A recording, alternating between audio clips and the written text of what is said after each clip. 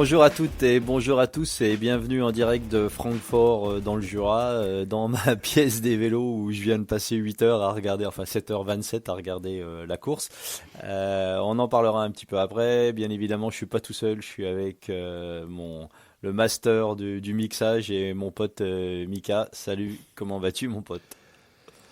Bonjour tout le monde, météo hivernale, estivale, on sait pas trop, jurassienne peut-être, une météo jurassienne pour le jour.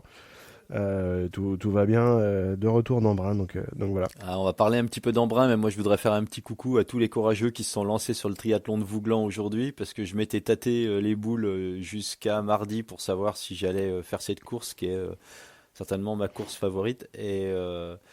Malheureusement, la dernière course à pied un petit peu intense que j'ai fait, j'ai senti une douleur dans le mollet gauche et puis comme j'ai quelques échéances qui arrivent, j'ai levé le pied et puis j'ai pris la décision raisonnable de pas courir à Vouglan et grand bien m'en a fait parce que ce matin quand je me suis levé, on est passé en gros de 25 hier après-midi à 8 heures à l'ombre à un petit 13 degrés, de la flotte et vraiment un temps misérable, misérable. J'ai fait Vouglan plusieurs fois dans des conditions comme ça et je sais que c'est vraiment pas drôle.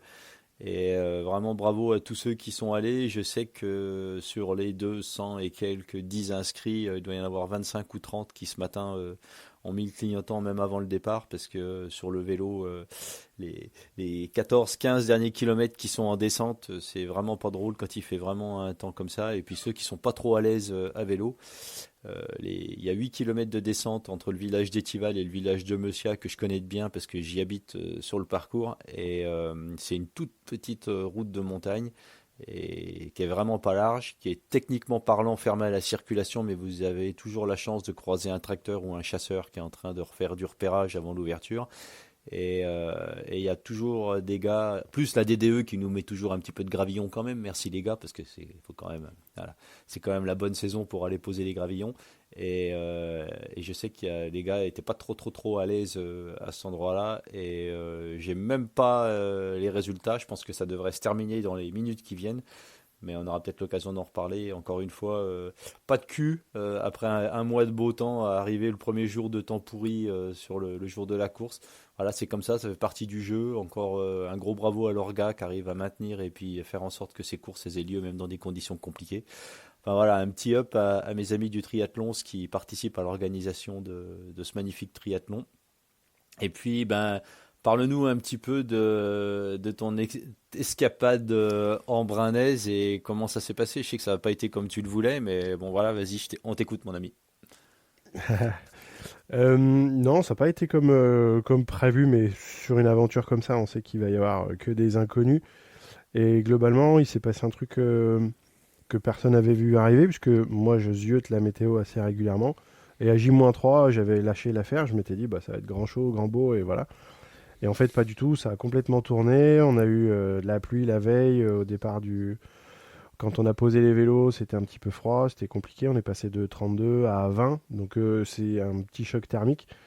Et quand on est prêt pour faire une épreuve sous la chaleur, il n'y a aucun souci, on s'habille un petit peu plus et ça passe. Mais énormément de vent, de l'humidité, et du coup, bah, tu te focalises sur plein de choses, mais peut-être un petit peu moins sur toi, et tu t'adaptes, mais tu oublies de boire un coup, ce qu'il ne faut pas faire. Quand tu arrives en haut de l'Isère et que tu as bu qu'un bidon et demi sur les 3 ou 4 que tu avais prévus, ça se complique. Et par contre, à l'inverse, le temps s'est dégagé et dans la descente de l'Isère, le soleil a pointé son nez. Alors il y en avait qui étaient déjà beaucoup plus pressés que moi et qui étaient pas loin de l'arrivée. Donc ils ont fait le vélo un peu dans le froid avec du vent dans le nez jusqu'à l'Isère et dans le dos pour le retour. Moi j'ai fait tout le retour avec la chaleur et le vent dans le dos. Et donc on est passé du congélateur au ventilateur dans un four chaleur tournante de thermostat 5-6. C'est pas beaucoup, mais ça suffit déjà pour bien te faire cuire. Et du coup, fin du bal, les ischios et les fessiers qui sont verrouillés. Impossible de tendre notamment la jambe gauche. Donc du coup, je me suis dit plutôt que de terminer en marchant et de mettre la récupération un peu trop longue pour le prochain long triathlon qui arrive au mois d'octobre, je me suis dit allez, essaye d'être sage. L'année de tes 50 ans, ça sert pas à grand chose d'aller casser la machine tout de suite. On sait que la récup au niveau tendineuse, musculaire ça va, et tendineuse c'est un petit peu plus compliqué, donc je voulais pas trop casser la machine. bien m'en a pris, parce que musculairement, absolument aucune courbature. Par contre, ouais, je suis encore bien verrouillé au niveau du bassin. Bon, le positif, c'est que quand même, t'enchaînes natation, vélo et puis un début de course à pied, ça te fait quand même une belle préparation. Et c'est vrai que, comme tu dis, hein, quand t'as Kona sur le calendrier, parce que on est à 2 mois, allez, 2 mois et une semaine de Kona, tu prends une grosse cartouche et puis tu t'abîmes un tendon ou quelque chose comme ça. Même si tu peux faire, mais que tu cours pas pendant 4 ou 5 ou 6 semaines parce que tu t'es déglingué quelque chose, Kona, c'est quand même, enfin, je pense que la priorité pour toi, ça reste quand même Kona. Et même si ça fait toujours mal au cul de bâcher une course, bah, des fois, malheureusement, faut savoir être raisonnable. Je sais bien que c'est pas toujours facile, mais c'est souvent un choix qui est pas facile à prendre. Mais je pense que tu as bien fait de faire ça, surtout avec Kona qui arrive. C'est quand même, ça serait quand même con d'aller là-bas et puis regarder la course, quoi. Et exactement. Ce que je voulais éviter, c'est la fête, la grande fête, ce sera le 26 octobre. On en parlera tout à l'heure, mais je pense qu'il va y avoir un gros spectacle, pas, pas pour ma course, mais pour la course de manière générale. Donc, je voulais surtout pas louper cette fête-là pour une petite bêtise. Et par contre, la fête à Embrun était jolie, mais il y a le côté positif et le côté négatif. On va pas s'appeler les bandits pour rien. Moi, je voudrais faire un gros big up. Alors, forcément à tous les participants et surtout à tous les finishers, mais en particulier donc Louis Richard qui gagne jeudi, mais Clément Grandi qui fait deux, qui est un petit local, parce que donc moi je suis sur Bourg-en-Bresse et il est licencié au Bourg-en-Bresse Triathlon. Il fait une course juste énorme et j'espère qu'on aura l'occasion de l'avoir très bientôt. Je sais que tu connais un petit peu lui et sa famille. Moi, je l'ai côtoyé en tant qu'entraîneur quand j'étais là-bas. C'est un petit jeune qui est super discret, qui est super humble, déterminé et très sage, très intelligent. Pour arriver à faire deuxième sur Embrun, avec la start list qu'il y avait, c'est quand même pas n'importe quoi, n'importe qui. Donc du coup, j'espère qu'on aura l'occasion de l'avoir. Il a fait une course de mammouth, il a plié Simon Vien sur les 3 derniers kilomètres. Simon Vien, c'est quand même pas n'importe qui, il sait comment ça marche, donc grosse course. Et puis bah, félicitations à Emma Bilam. Après 11 ans d'années professionnelles et déjà une première victoire il y a quelques années sur Embrun, elle termine sa carrière en disant avant le départ que c'était son dernier triathlon. Et là, elle gagne devant la sœur de Mademoiselle Deron, la Ah Suissesse, ouais, donc ouais. c'était Nina Qui Deron, finit deuxième au jeu. Ouais. qui finit deuxième au jeu. Sa sœur fait deuxième à Embrun. Et derrière la troisième, dont j'ai oublié le nom, je suis désolé, je m'en excuse, j'étais à la remise des récompenses. Elle est, je crois, du BMT, du RBT. Et la quatrième, qui est Jeanne Collonge, que j'ai, quand je termine ma course à pied, moi, au 8e kilomètre, je la vois s'écrouler. Elle était en footing juste avant et elle s'arrête devant moi. Et quand elle repart et qu'elle essaye de repartir, elle est perclue de crampes. Elle arrive à faire 8 kilomètres quand même comme ça, perclue de crampes avec des vertiges parce qu'elle était pas toute droite. Donc je pense qu'avoir terminé, déjà, c'est tout court, c'était un gros exploit. Et là, elle fait quatrième avec ces soucis-là. Donc un énorme bravo à cette triple vainqueur, mais on savait qu'elle ne lâchait rien. Et puis, ben Embrun, ça reste quand même une course particulière, hein, particulière, différente. Faut pas oublier que même si l'Isoard, pour moi, j'ai jamais considéré que c'était vraiment le gros point hard du parcours, mais on passe quand même à 2360 mètres et le fait, comme tu dis, d'avoir des conditions qui soient un petit peu plus froides et puis moins estivales que ce qu'on aurait pu imaginer, ça change tout. Moi, je me rappelle avoir fait un coup en brin, on était passé en haut, il y avait du brouillard, il faisait 7 degrés. Et ben, je peux vous dire on n'attend pas trop au ravito du haut de l'Izoard. Ça bascule rapidos dans la descente. Et surtout, ce qui est vraiment toujours vraiment particulier en Brun, c'est que le début de la descente, on se pèle le jonc. Le milieu de la descente, on se demande à quelle sauce on va être bouffé. Et puis quand on arrive, après la petite remontée, qu'on plonge sur Briançon, qu'on sent la chaleur, le matelas de chaleur qu'on traverse, et l'arrivée dans Briançon, moi, ce jour où il faisait 7 degrés en haut, je crois qu'en basculant en bas au rond-point à Briançon, il y avait une pharmacie avec un thermomètre qui affichait 32 degrés. Et en l'espace en fait de 20 minutes, vous passez d'un truc où vous vous caillez le cul et vous avez les dents qui claquent à un endroit où c'est vraiment une partie qui est difficile à gérer à ce niveau-là. Et tu parlais de Clément Grandi, moi j'ai eu l'occasion de bosser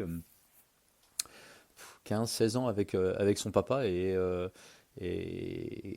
Jean-Pierre Grandy, qui est pas triathlète, mais qui a fait pas mal de vélo et qui a toujours été actif, c'est quelqu'un avec lequel j'ai eu beaucoup de respect parce que professionnellement, c'était un mec qui était super droit et comme son fils, extrêmement discret. Et j'ai vu un petit peu l'avènement de Clément quand c'était un gosse, quand c'était un petit haut, un minime, un Benjamin, un minime, cadet, etc. Il a fait son chemin. Moi, je l'ai vu gagner il y a 2 ans, je crois, ici à Vouglan, de triathlon dont on parlait. Et quand on gagne Vouglan, généralement, on gagne pas Vouglan par hasard. Il y a 2 semaines ou 3 semaines, il gagne il fait, non, non, il gagne l'Alpe d'Huez. Donc encore une fois, on ne gagne pas l'Alpe d'Huez sur un malentendu, hein, c'est vraiment des courses de costaud. Et si vous voulez, ça reste des courses un petit peu atypiques. Vouglan, l'Alpe et Embrun, c'est des courses où il y a quand même un petit peu de boulot à faire sur le vélo. Des parcours à pied qui sont difficilement faciles à s'accommoder et puis à gérer.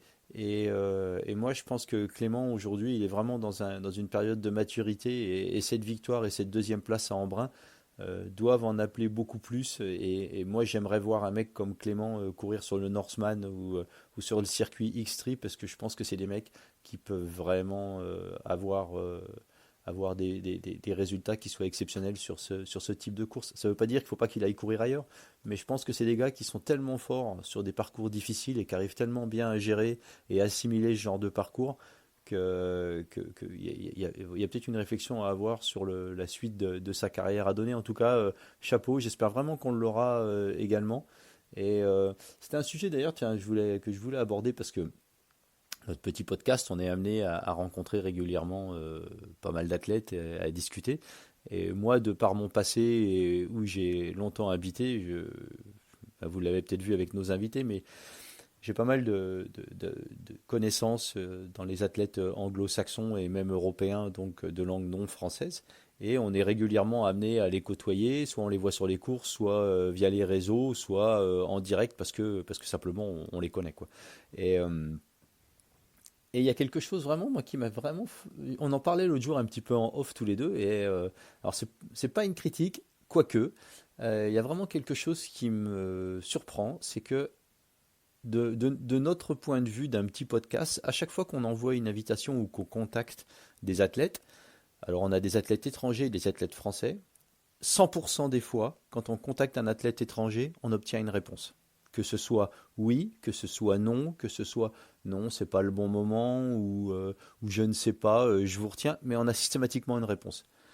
Je voudrais pas flinguer trop les athlètes français, mais sur tous les messages et les invitations qu'on envoie aux bons athlètes français, c'est-à-dire pas des athlètes de deuxième ou de troisième tiers, mais vraiment les pros, les vrais pros français, et pro prend tout son sens dans cela, c'est extrêmement rare qu'on reçoive une réponse. Et c'est quelque chose qui me... je ne veux pas dire que ça me chagrine, mais c'est une question que je me pose, c'est qu'est-ce qui fait qu'on en est réduit là. Et je pense que quand on décide de faire une carrière professionnelle, le fait d'aborder cette carrière et les contacts que l'on peut avoir de façon professionnelle, c'est quelque chose qui est vraiment important. Et on a eu des athlètes comme Yannick Maté-Gisek qu'on a interviewé, qui pour moi est l'épitome d'un athlète professionnel parce qu'il a une approche professionnelle du sport. On a toujours eu des réponses quand on échange, on a toujours une réponse quand on envoie un message, on a toujours une réponse.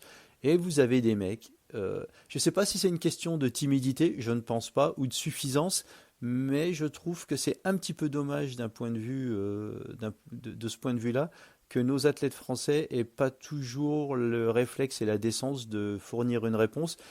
Et c'est pas une réflexion qui m'est venue par hasard, c'est une réflexion qui m'est venue par deux amis qui ont un podcast qui fonctionne vraiment bien, anglo-saxon que vous écoutez régulièrement, et avec qui je discutais en off et qui me disaient, je leur posais la question pour laquelle ils avaient pas ou rarement d'athlètes français. Alors, effectivement, on a certains athlètes qui n'ont pas une pratique de la langue de Molière qui soit très très bonne, et je peux comprendre que certains les dérangent, pour certains ça les dérange. Mais on a quand même un gros paquet d'athlètes français avec un anglais qui est quand même plutôt excellent. Et eux me disaient que c'était pas propre au Tri Bandit, c'est que même eux, quand ils envoyaient des invitations ou des messages via Insta, Facebook ou comme vous le voulez, ou en direct via leur manager, eh ben, au même titre que nous, ils recevaient pas ou peu de réponses. Alors moi, je pense que c'est une situation qui devrait changer parce que avec les résultats que le triathlon français a actuellement, je pense que les médias étrangers sont extrêmement intéressés par avoir l'avis des athlètes français, surtout qu'on a quand même des athlètes qui ont la tête qui est bien posée sur les épaules. Chez nous, on n'a quand même pas que des cons, hein. Et je pense que de faire un effort et puis de donner un petit peu de son temps aux médias, que ce soit des médias français ou encore plus peut-être des médias étrangers, c'est quelque chose qui devrait évoluer un petit peu dans la pratique. Je ne sais pas si c'est un veto qui est posé quelque part au niveau des coachs ou de l'encadrement, ou si c'est une décision propre des athlètes, mais il y a vraiment quelque chose qui est à travailler à ce niveau-là, parce qu'il ne faut pas oublier que un athlète pro ne vit pas uniquement avec des contrats qui sont franco-français.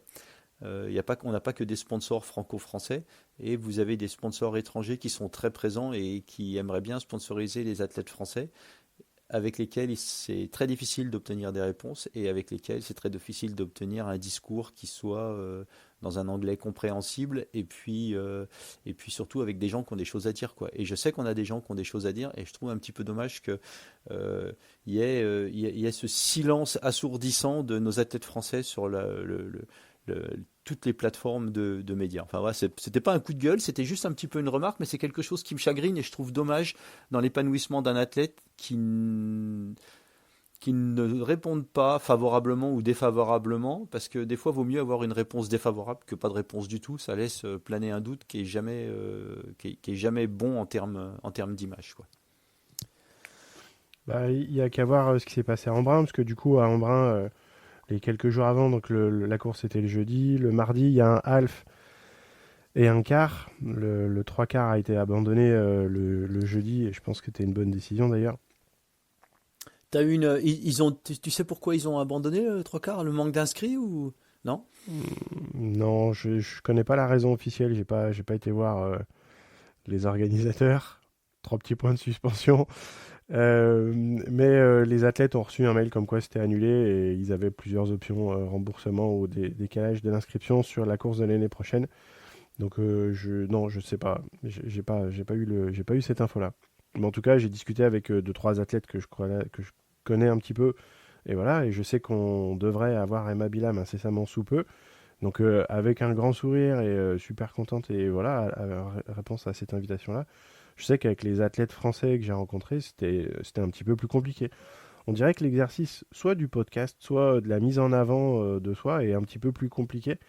Et je pense que ça doit faire partie de l'aventure en fait. Quand tu te dis que tu veux passer un petit peu plus de temps sur l'avant de la scène, il n'y a pas que le niveau sportif, effectivement, il y a aussi le fait de se confronter aux médias, de se confronter entre guillemets aux fans et aux autres choses. Et je pense que c'est à prendre en compte quand on décide de franchir le cap et de se dire, ben, il va falloir que je performe. Mais des fois, c'est pas forcément les plus performants qui sont en avant. C'est souvent aussi ceux qui savent se vendre, ceux qui savent communiquer. Et il faut raconter une histoire et il faut se lier d'amitié avec la base de fans. Je dis pas d'aller manger chez tout le monde, c'est pas ça. C'est juste se rendre accessible et se dire, voilà, moi quand je suis là et que je fais un beau score, ben, si je vous fais partager des émotions, tant mieux. Mais justement, ces émotions-là, c'est bien de les faire naître, mais il faut les partager. Si on fait son truc et qu'après on reste un peu dans son coin, je trouve ça un petit peu dommage.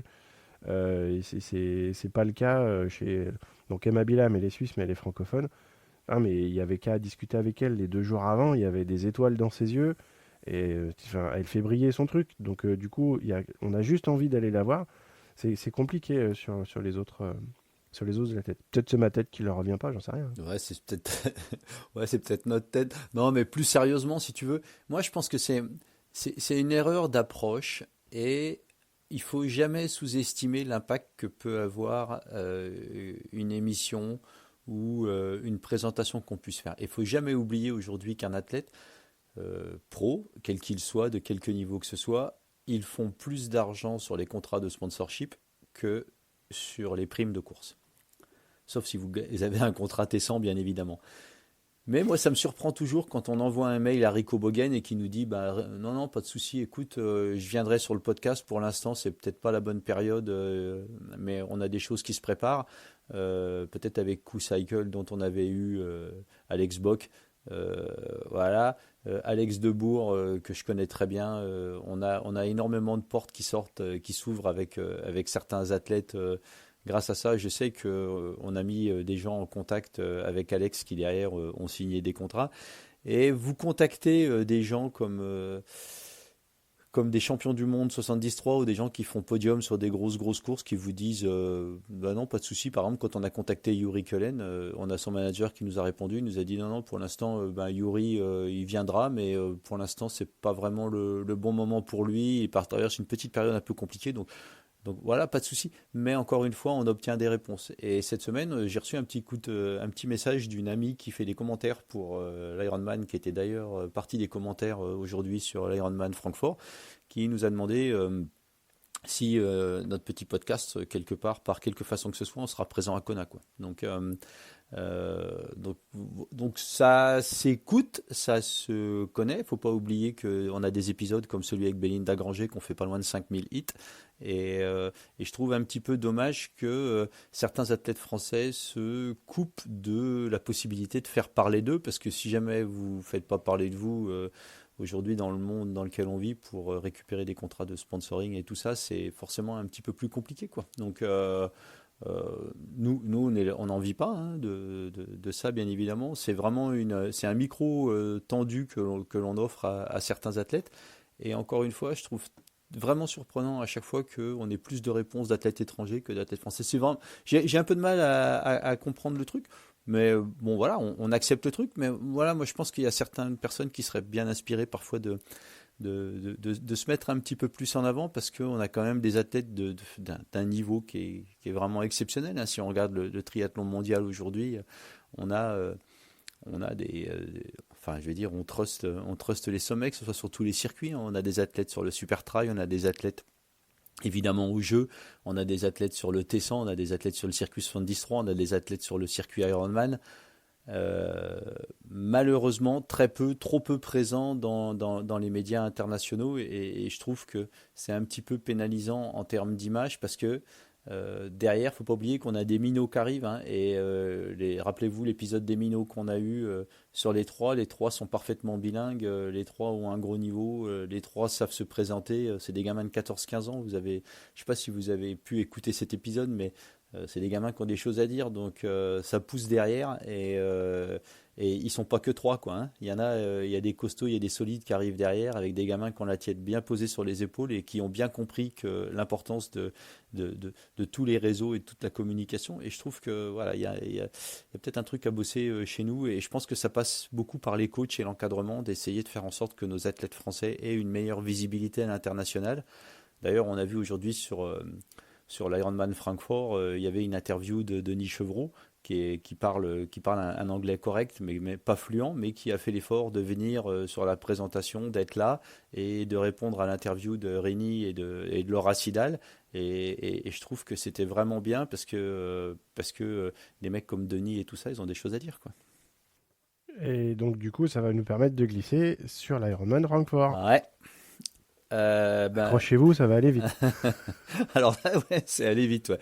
Donc il y avait quand même une liste de pros qui était dingue, hein. C'était le championnat européen.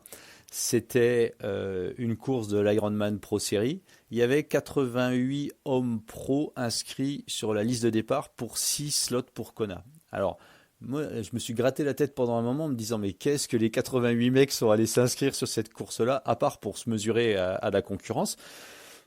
Alors évidemment, il y avait des points qui étaient distribués pour le circuit Ironman Pro Series, et pour ceux qui ne savent pas, savoir que ce circuit Ironman Pro Series, à chaque course, vous marquez un certain nombre de points, et à la fin d'année, il y a un classement qui est effectué sur les meilleurs résultats court, longue distance, donc Ironman et half distance, et il y a des primes qui sont redistribuées jusque 50 ou centièmes, je crois.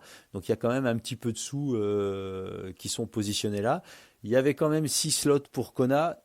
C'était la dernière course qualificative en Europe, ou l'avant-dernière.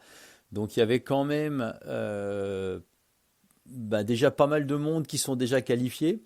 Donc même s'il y avait que 6 slots, il y avait quand même une grosse partie du peloton qui était déjà qualifié et il y avait de bons espoirs qu'il y ait un certain niveau de roll-down chez les pros et il se murmurait que même une place dans les 15 premiers pouvait certainement vous permettre de vous qualifier pour Kona, quoi. Et il y avait pas mal d'athlètes pros qui s'étaient mis sur la ligne de départ parce que à la fois Francfort c'est une grosse course. C'est peut-être avec Roth et Nice, Nice peut-être de façon inférieure, mais je pense qu'entre Roth et Francfort, déjà il y a un petit esprit de compétition entre ces deux courses-là et ces deux très belles courses du calendrier. Et il y avait vraiment une densité impressionnante au niveau des hommes. Alors c'était une course homme uniquement. Comme vous le savez, sur certaines courses Ironman, il y a, il y a pas toujours course pro homme et pro femme. Et là, c'était une course pro homme uniquement. Euh, un grand nombre de groupes d'âge, puisque j'ai cru entendre passer qu'il y avait quasiment 3000 groupes d'âge. À savoir que le parcours de Francfort est un petit peu long en vélo et ça c'est connu et moi j'avais en tête 186, tu me disais 183 tout à l'heure mais c'est voilà, c'est un peu plus long de quelques kilomètres et le parcours à pied lui fait 42,2 donc on est sur du légitime quoi. Et c'est une des grosses courses du calendrier. Elle avait été déplacée un petit peu cette année sur le calendrier parce que généralement elle tombait vraiment plus proche de Roth.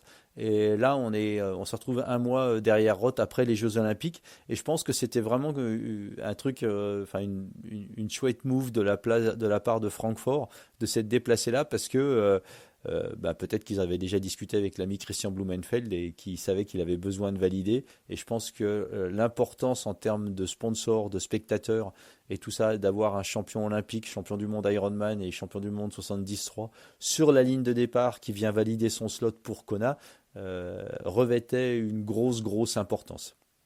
Alors il y avait une grosse discussion sur qu'est-ce que Blumenfeld allait pouvoir faire.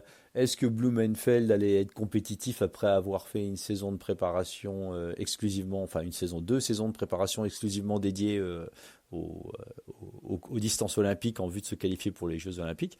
On a vu quoi. On a vu, il fallait pas cligner des yeux. Début de course un petit peu discret parce que ça nage et ça roule très très vite, très très fort devant. Mais quelque chose d'assez standard et voilà. Conditions météo aussi un petit peu particulières puisqu'il pleuvait en début de parcours, que ce soit pendant la natation ou pendant la première boucle vélo.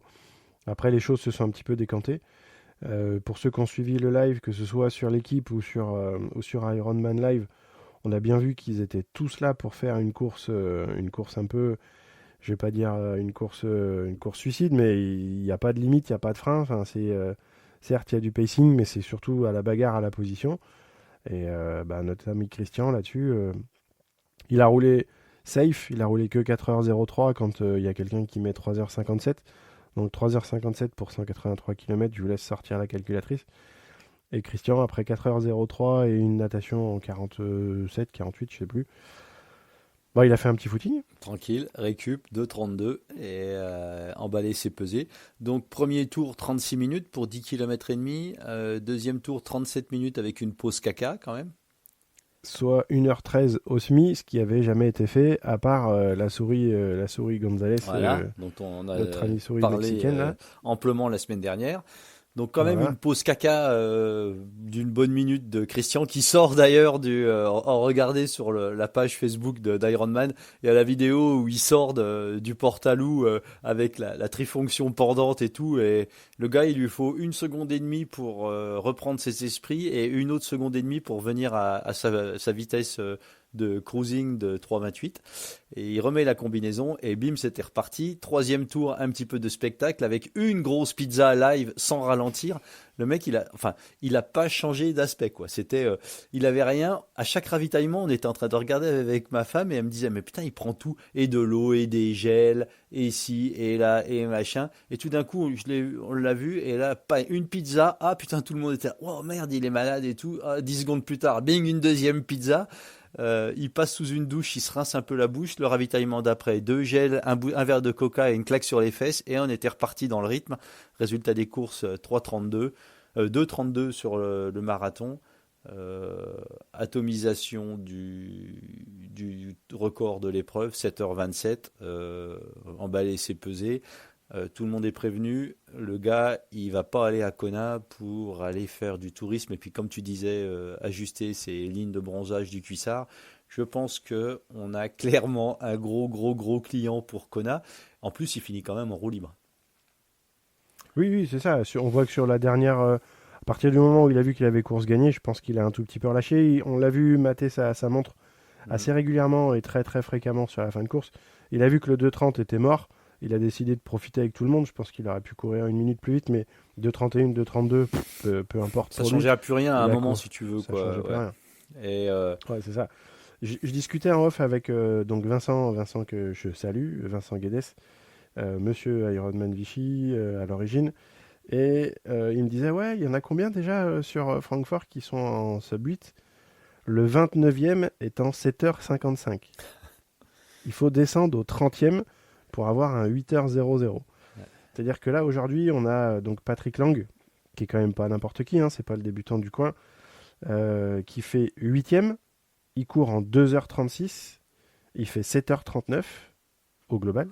Et il ne fait que 8e. ouais. Donc, pour ceux qui veulent faire une carrière longue distance, les mecs, faut que vous sachiez à quoi vous allez vous frotter, quoi. C'est sur des courses Ironman aujourd'hui où il y a du lourd, avec des conditions qui sont normales, en dessous de 2h30, je pense que dans quelques années, ça se gagnera plus au-delà des 2h30.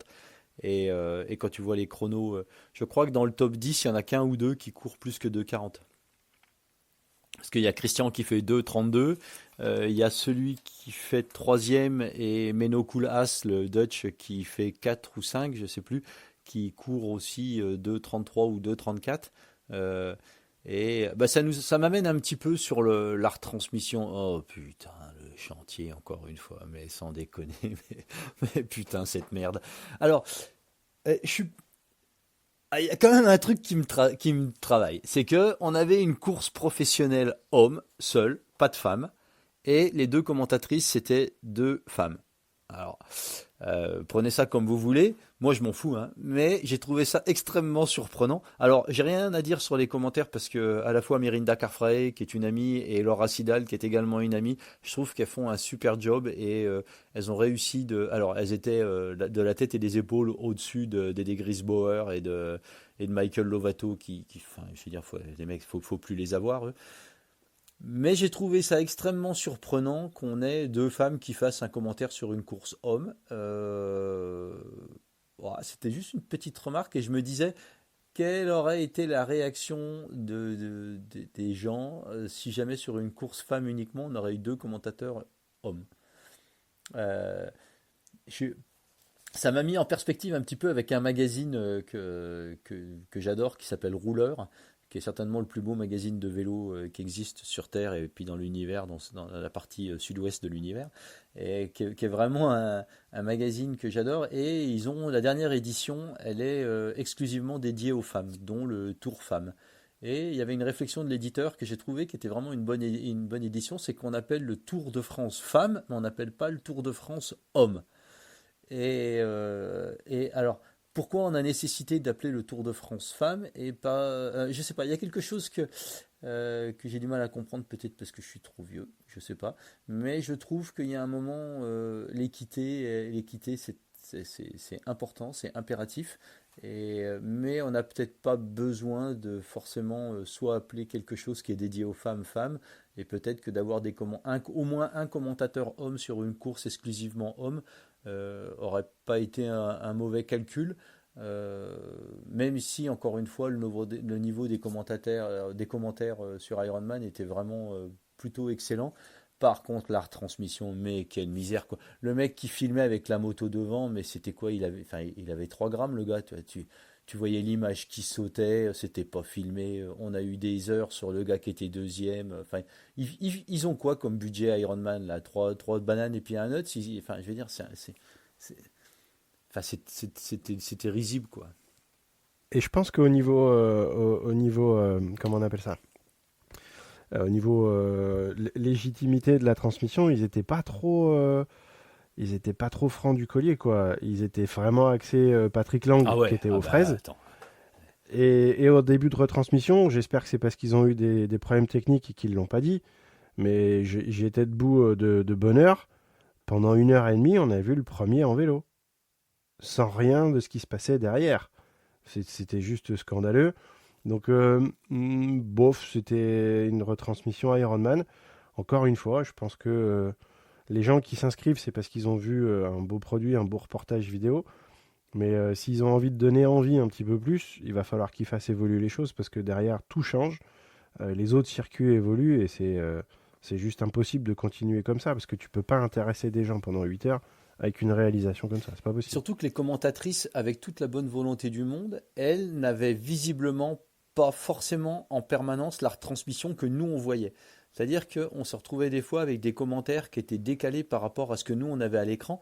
Ça me semble quand même pas insurmontable que ceux qui sont dans la cabine de commentateurs, ils aient la retransmission live devant eux pour qu'on sache ce qui se passe sur les caméras et surtout qu'il y ait des spotters qui soient placés sur le parcours à un moment pour donner les informations parce qu'à chaque fois, systématiquement, on est obligé d'attendre le passage sur les tapis de mesure de temps pour avoir une update de ce qui se passe derrière, quoi.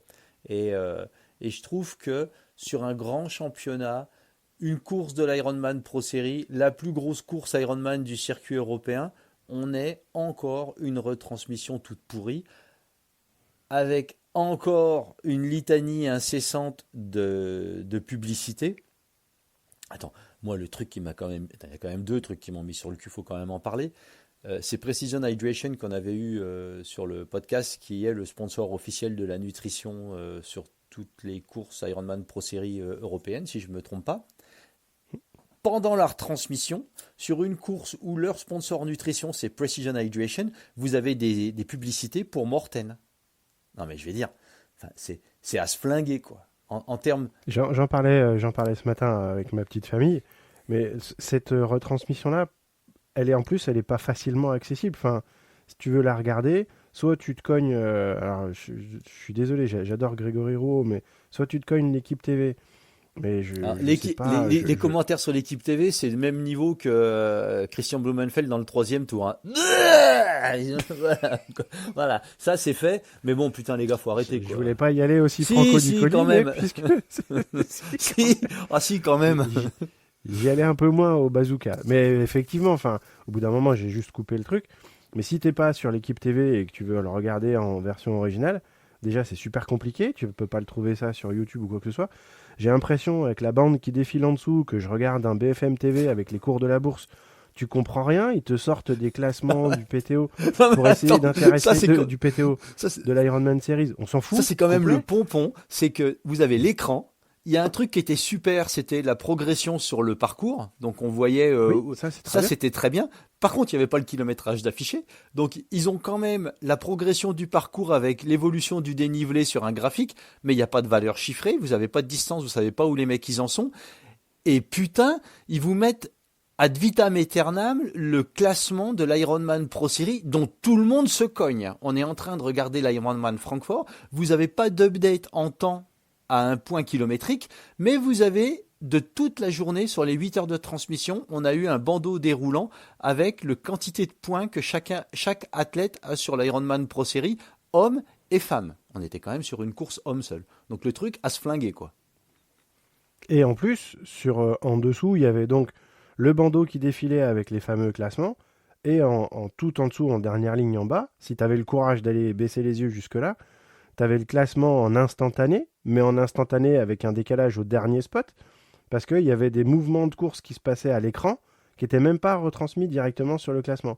Donc en fait, tu avais au départ du 60e ou 70e kilomètre vélo, au moment où le pilote de tête a changé, bah du coup, c'est resté pendant 5-10 minutes en bas, sans inversion au niveau du classement et au niveau du prochain spot.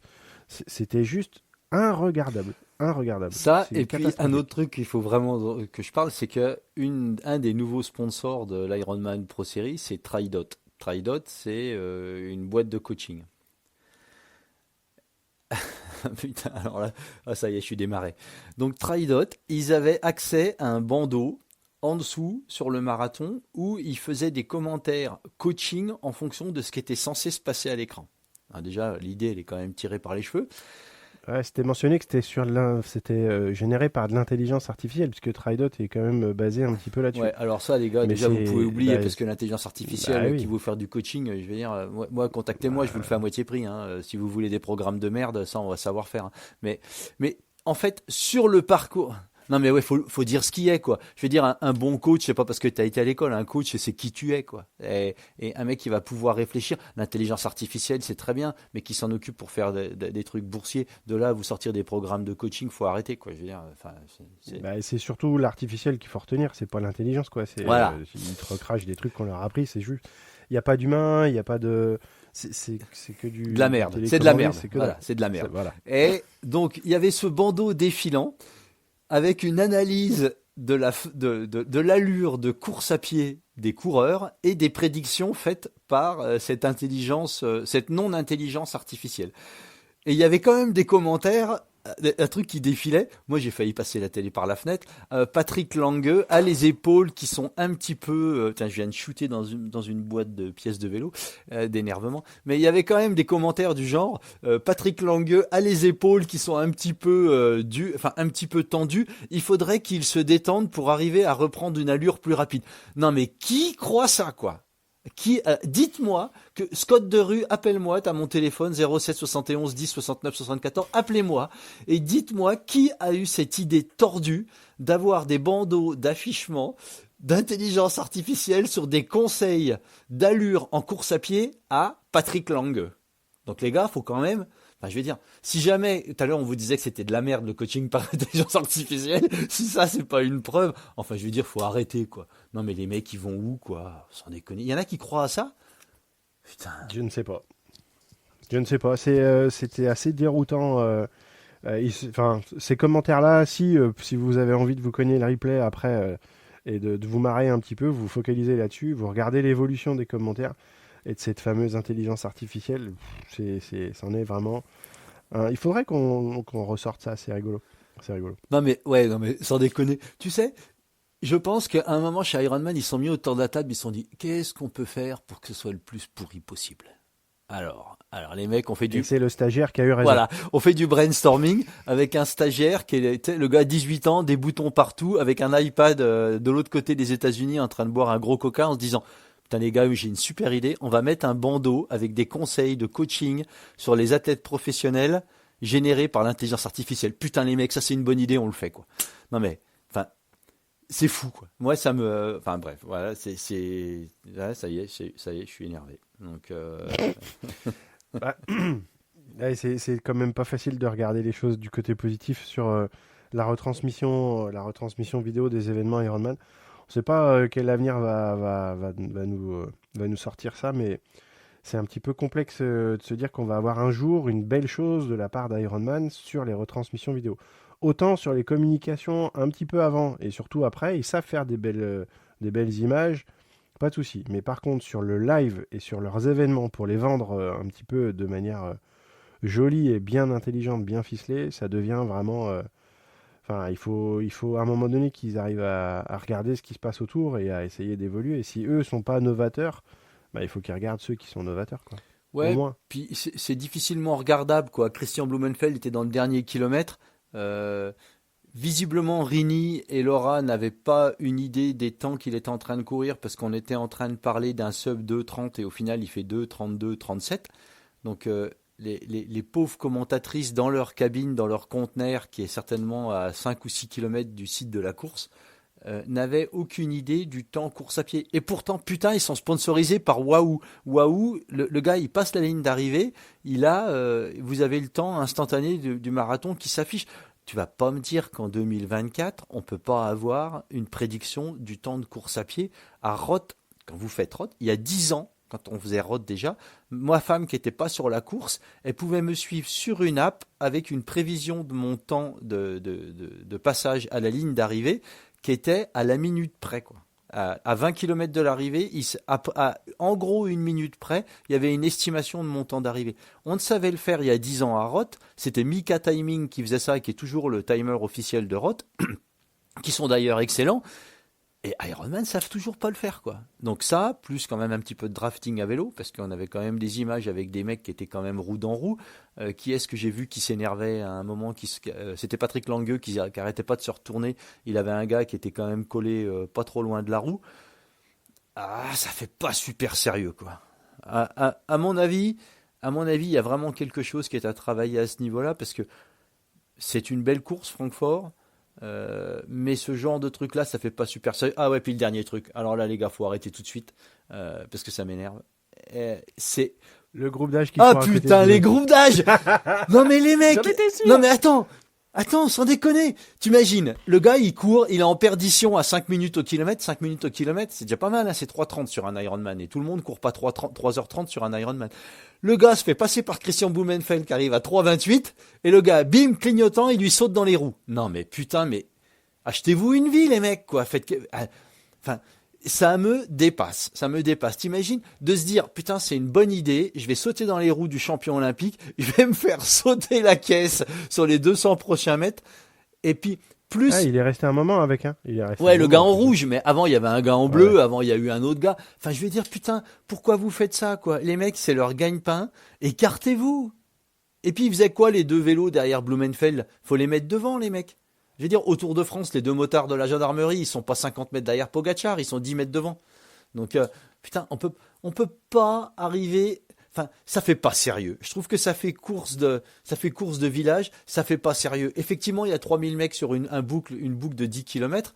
On sait que c'est l'essence du triathlon, la capacité que l'on a, les groupes d'âge, à courir avec les professionnels. Alors maintenant, ils ont un départ qui est séparé, ça fait partie de l'histoire du triathlon, mais il y a un moment, il faut être raisonnable. Barrez-vous, quoi. Le mec, il arrive derrière à la vitesse d'une moto, putain, on va pas lui sauter dans les roues. Plus le risque à la fois de le gêner au moment d'un ravitaillement, de lui marcher sur la chaussure, parce qu'au moment où Blumenfeld il pose sa pizza, il y aurait eu un gars derrière, il a quand même ralenti d'un petit peu, le mec aurait très bien pu lui mettre le pied sur la chaussure et la course était terminée. Enfin, ça, plus le parcours à boucle à vélo, où dans le deuxième tour des pros, il y a des écarts de vitesse qui étaient, mais alors stratosphériques entre les premiers pros et les derniers groupes d'âge, sur un parcours en aller-retour. Parce que tu as vu, à un moment, il y avait des vélos qui se croisaient. Je pense qu'on n'a pas bien appris de ce qui s'était passé à Hambourg avec la moto qui avait percuté le groupe d'âge l'année dernière, qui avait fini par le décès du caméraman qui était à l'arrière de la moto. Mais je trouve ça extrêmement dommageable et surtout très très très dangereux, en plus avec les conditions pluvieuses qu'il y avait aujourd'hui. Euh, Parce que Huggenhaug, il s'en met quand même une à la sortie d'un virage alors qu'il était en tête. Il y a quand même eu un petit peu de monde qui a fini le cul sur le bitume. Mais je trouve que d'arriver à avoir des parcours comme ça, à boucle, où les pros hommes vont doubler les derniers des groupes d'âge avec des deltas de vitesse qui sont simplement hallucinants, en plus sur des parcours qui sont en aller-retour, je trouve que c'est prendre beaucoup de risques pour pas grand-chose en fait. Pas grand-chose. Ouais. Mm. Surtout Ouais, qu'au Tour pour de pas grand-chose. Francfort, dès que tu sors, pour ceux qui connaissent Francfort, dès que tu sors de la ville, t'es quand même dans la cambrousse, quoi. Il y a quand même moyen de trouver des parcours qui soient une seule boucle, où il n'y ait pas de croisement. euh, Enfin, ça me semble encore une fois que le facteur risque n'a pas été bien pris en compte et je trouve ça un petit peu dommage parce qu'on joue un petit peu avec les vies des athlètes et rien ne nous aurait dit qu'il n'y a pas un groupe d'âge à un moment qui va regarder son Garmin, qui va s'écarter à contresens et qui va finir dans le peloton des pros qui viennent devant. Et le jour où ça arrivera, ben malheureusement, je pense qu'on n'aura plus de courses pro et groupe d'âge, que les courses seront séparées et on aura perdu, ça sera un clou supplémentaire dans le couvercle du cercueil du triathlon tel qu'on le connaît aujourd'hui, quoi. C'est c'est la course au profit ou la course à quel est l'attrait que je peux mettre en avant sur mes courses? Si j'ai envie de donner envie, il va falloir faire changer les choses, mais on en revient toujours à la même chose, hein. C'est pas la peine de taper 10 fois dessus. La société Ironman est une société, elle est là pour faire des bénéfices, et pas pour que les athlètes se fassent plaisir. Ça, c'était tout au début, c'est ce qui a donné naissance à la société. Maintenant, elle a changé. Regarde, si on va remettre une pièce sur le Tour Ironman, qui était un magnifique half dans la région de Tours, qui vient de passer à Ironman 73. Quand je vois les gens qui sont ravis de payer 3 fois plus cher la même course, tout simplement parce qu'elle est passée sur le label, mais que là, du coup, au lieu de faire une course à 400 ou 500 personnes, ils vont faire la même course sur le même parcours à 3000, je, je sais pas, je comprends pas. Ouais, il y a un point de vue psychologique là-dessus qu'il faudrait qu'on arrive à aborder, mais je pense que j'ai pas suffisamment de neurones dans ma tête pour arriver à faire ça. Et tiens, d'ailleurs, en parlant de trucs psychologiques, pardon, ça me fait penser à un truc. On voudrait faire un épisode qui soit dédié un petit peu au doping. Alors, pas faire l'apologie du doping, bien évidemment, mais on voudrait arriver à construire un épisode où on puisse parler du cheminement. euh, du cheminement intellectuel, psychologique, appelez-le comme vous voulez, de ce qui pousse ou pousserait un athlète à un moment ou à un autre à prendre la décision de franchir la ligne. Et c'est un petit peu un appel du pied que je fais. Si certains d'entre vous, dans notre écoute, ont une approche ou une formation en psychologie, bah, n'hésitez pas à nous passer un message. Si certains d'entre vous, certains athlètes, et encore une fois, c'est pas un épisode que l'on veut faire en termes de jugement, c'est un épisode qu'on voudrait faire vraiment sur cet aspect doping qui fait partie intégrante de la pratique sportive, qu'on le veuille ou qu'on le veuille pas. Et c'est un sujet qu'on voudrait aborder. Et j'ai envie de dire, on veut pas faire une tribune à des gens qui auraient triché, mais si quelqu'un qui se serait fait gauler un moment par la patrouille souhaiterait venir en parler en toute honnêteté avec nous, encore une fois, on n'est pas là pour juger, mais moi, ce qui m'intéresse vraiment et ce qui nous intéresse, parce qu'on en parlait un petit peu en off cette semaine, ça serait d'arriver à comprendre ce qui peut arriver à pousser un moment à un athlète de prendre la décision de franchir le Rubicon et de s'orienter vers la triche, quoi. Et c'est vraiment quelque chose dont on aimerait aborder. Encore une fois, il n'y aura aucun jugement et surtout, on voudrait simplement pouvoir en discuter et arriver à comprendre tout ça. Donc, si certains d'entre vous ont des connaissances ou une approche là-dessus, ben, n'hésitez pas à revenir vers nous par un message direct. Ça peut très bien être un enregistrement qu'on puisse faire avec quelqu'un qui soit pas nommé, hein, à ce niveau-là.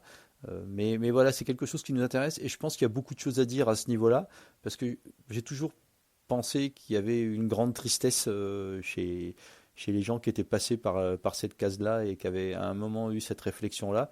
Et je pense que ça ferait un épisode intéressant. Enfin voilà, c'est un appel. N'hésitez pas à nous contacter directement. On saura y répondre, quoi. Enfin, moi j'ai une petite piste là-dessus, je vais essayer de la creuser. C'est une catégorie d'athlètes qui est pas un seul et unique ensemble. C'est pas il y a ceux qui trichent, il y a ceux qui trichent pas. Il y a ceux qui ont été clairement et volontairement dans cette direction-là et qui se sont dit j'ai atteint mon plafond de verre et moi j'ai pas trouvé la solution pour aller plus vite. La seule solution que j'ai, c'est un peu une solution de facilité et je vais aller vers la pharmacie. Ou alors il y a des gens qui ont été très mal entourés et qui ont été un petit peu poussés vers ça. Et je pense que c'est deux aspects et je pense que c'est deux types d'athlètes complètement Et différents. tu as tout à fait raison, Donc, parce que faut pas oublier, je pense, que sur cet aspect dopage, il y en a certains qui vont faire une démarche qui leur est propre, et il y en a certains qui, à un moment, sont présentés avec cette solution-là comme étant la dernière solution qu'ils ont pour pouvoir continuer à être supportés et, et tenter d'en faire une carrière et surtout de mettre du pain sur la table, quoi. Et je pense que c'est surtout ce point de vue-là, moi, qui m'intéresse beaucoup. Enfin voilà, c'est un appel du pied. Si certains d'entre vous ont envie de venir en parler, que ce soit dans n'importe quel sport, hein, encore une fois, on ne parle pas spécialement d'un sport spécifique ou d'un athlète en particulier. Moi, c'est l'aspect, la psychologie derrière ça que je trouve qui serait intéressante à pouvoir en parler. Retour. et je pense que le côté psychologique, et je suis désolé, je voulais juste Vas-y, mettre ça en vas-y. avant. Le côté psychologique, il est super important parce que contrairement à ce qu'on pourrait croire, il n'y a pas que les athlètes pros qui sont un petit peu sujets cette tentation. Il y a surtout les amateurs. Mais ce qui fait peur, il faut la connaître cette statistique-là, hein, elle date de 1996, donc j'imagine que les chiffres ont pas reculé bien au contraire. En 1996, les premières détections de produits dopants dans le sang chez des athlètes se faisaient à l'âge de 14 ans. Donc à 14 ans, on n'est pas autonome, on n'est pas maître de ses décisions et on ne fait pas ce qu'on veut tout le temps. À 14 ans, on est conditionné par un environnement familial et on nous dit que c'est une conduite à tenir si on veut réussir. Donc il n'y avait pas de sport mentionné en particulier, c'était juste l'âge.